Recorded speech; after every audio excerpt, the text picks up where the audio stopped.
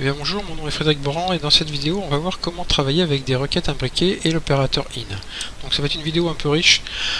L'idée, dans un premier temps, j'ai fait une requête qui me permet de récupérer en fait les codes postaux qui commencent par 50. Alors première chose à repérer, c'est l'écriture. C'est un opérateur un peu compliqué en fait, un peu original, le like, LIKE, qui ne travaille qu'avec des chaînes de caractères. L'idée étant de dire voilà, que les CP pairs doivent commencer, c'est-à-dire sont comme 50 et étoile. Si vous mettez un pourcentage ou un point d'interrogation de mémoire, ça doit être le point d'interrogation, c'est un caractère. Pourcentage ou étoile, c'est la même chose. Access connaît que l'étoile. Donc ça veut dire qu'en fait vous voulez tous les CP pairs qui commencent par 50 suivi de 1 ou plusieurs caractères, 0 ou plusieurs caractères. Donc pour vous le montrer, voilà. Donc ici il m'a bien sorti. Donc vous voyez 1, 2, 3, 4, 5, 6, 7 CP pairs. On lui a pas demandé de faire le tri d'un fichier que des trucs distincts, c'est pas mon problème. On va reprendre maintenant ce qu'on avait fait dans la requête précédente. Dans la requête précédente, en fait, on avait demandé les noms des personnes, les numéros des personnes qui habitent une ville dont le code postal commence par 50, mais on avait fait un in. Je vous rappelle, un in,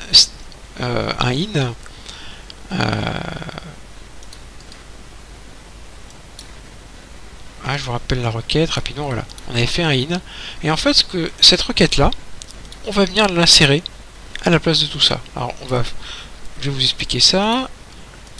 Ça, c'est ma requête d'origine, d'accord, avec la liste statique. Maintenant, la liste là, on a fait une requête qui permet de la créer. Donc, ce qu'on va faire, on va supprimer ça. Bon, après, vous le présentez comme vous voulez. Là, je vous le présente comme ça pour vous montrer en fait qui remplace quoi. Et le in, du coup, il travaille non plus avec une liste statique, donc avec des valeurs fixes, mais avec des valeurs variables. Avec des valeurs en fait, variables au sens où vous ne pouvez pas les connaître avant.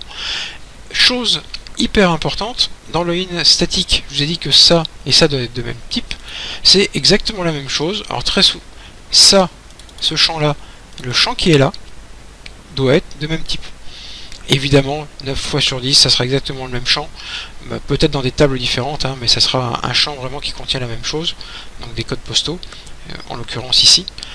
Voilà, donc il faut repérer bien au niveau syntaxique que ça doit être de même type que ce qui est là, et quand vous faites sur un in, dans le select, vous ne pouvez récupérer qu'un et un seul champ.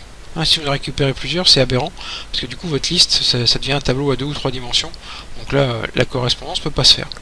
Donc voilà, ici vous avez la liste fixe, et ici, la liste dynamique. On va quand même le faire exécuter. Voilà, vous retombez en fait sur les trois qu'on avait vus dans la requête 9, voilà, 1, 12, 28, 30, voilà.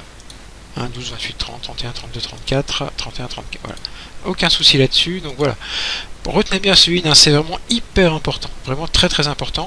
Dans la prochaine vidéo, on va voir le note in, qui est aussi assez fondamental et qui permet de travailler, un peu assez facilement. Voilà, je vous remercie, donc je vous laisse vous abonner à ma chaîne, allez voir mon site où on travaille pas mal sur ce in, et donc on se retrouve dans une prochaine vidéo pour voir la différence entre le note in et le différent 2. Je vous remercie.